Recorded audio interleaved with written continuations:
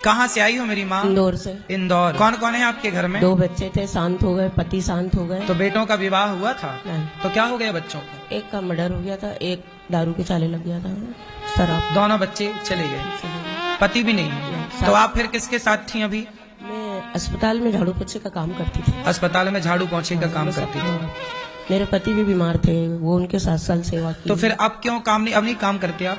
अब उनने मना कर दिया कि अब अच्छा, रिटायर जैसा। हॉस्पिटल वालों ने मना कर दिया कि अब नहीं करो। और ये भैया कौन है आपके साथ? ये भैया पड़ोसी हैं, वहीं अस्पताल के सामने इसकी दुकान है। अच्छा, ये पड़ोसी आपको छोड़ने आए हैं। क्या नाम है आपका? सचिन चौहान। सचिन। तो ये माँ आपकी क्या लगती है रिश्ते में? माता जी है, अपनी 20 साल से दमदिन देख रहा हूँ मैं इनको। मेरी दुकान है इनके हॉस्पिटल के बाहर सर, वहाँ पर सलून पर इनके हस्बैंड आते थे अपने यहाँ। जब से इनसे जान पहचान है, अब इनकी उम्र भी हो गई है 65-70 साल का, अब इनसे बनता भी नहीं है। तो फिर माता जी की इच्छा थी कि गौरी गोपाल में मैं रहूँ, तो इनको लेकर आए। ठीक है मैया, आप पड़ोसी हैं, छोड़ने आए हैं, ठीक है। मैया बात कराओ। मैया, आपको आपने यहाँ की सब व्यवस्थाएं देखी? देखिए। अच्छा लगा? अच्छा लगा।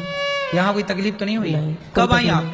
मैं परसों सुबह 2 बजे रात को 2 परसों आई। तो आपको यहाँ रहने के कोई पैसे तो नहीं लिए हमने? नहीं। किसी ने कोई पैसे मांगे? नहीं। कोई माँ के 2 बेटे चले गए, अब ये हो गई अनाथ सी, कोई नहीं साथ। तो जिनका कोई नहीं होता ना, उनके भगवान होते हैं। और ऐसी बेसहारा माओ का सहारा कोई बन जाए, तो भगवान ऋणी हो जाते हैं उस दानी के, उस भक्त के। इसलिए कहता हूँ, इन बेसहारा माओ को यदि गौरी गोपाल में सहारा मिला।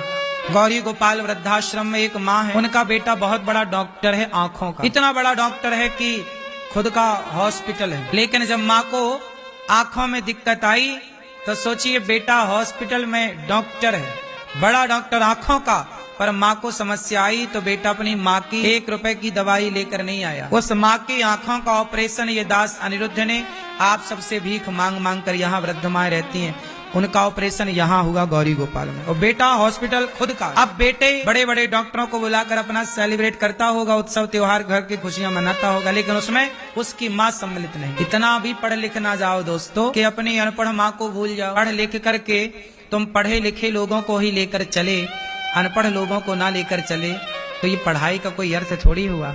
पढ़े लिखे को तो सब लेकर चल सकता है, कम पढ़े लिखे लोगों को भी लेकर चलो, यही इंसानियत है। माँ है वो, तुम्हारी जननी है, भगवान है, मातृ देवो भव। पर बच्चे अब कौन समझाए, किसे समझाए, कितना समझाए। ये दास अनिरुद्ध माओ की सेवा करता, मुझे पता है कि दर्द क्या होता। वो माताएं कई बार रोती हैं, पर किसे बताएं अपना दर्द। बेटे फोन नहीं लगाते साल साल, सोचो कितना पीड़ा होता होगा। पर वो माएं कहें किससे? हम और आप तो रोटी ही दे सकते हैं ना मेरी माँ, घर की याद तो आती ही होगी।